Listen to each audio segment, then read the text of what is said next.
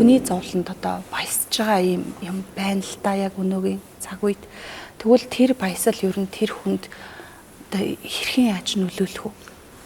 Бусад зовход түнд нь баясна гэдэг маань өөрөө дараа нь зовх суурь тавьж байгаа гэсэн үг. Бусад зовход баярлна гэж байгаа бус чинь өмнө хэзээ нэгэн цагт миний ачтын хүн байсан байгаа шүү дээ.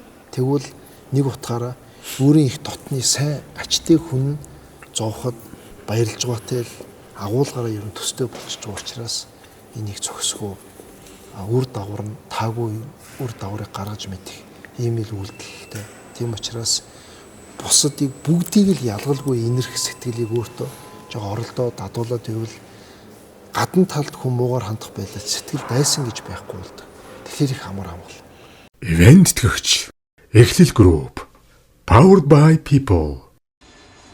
Myanmar Mongolian Airlines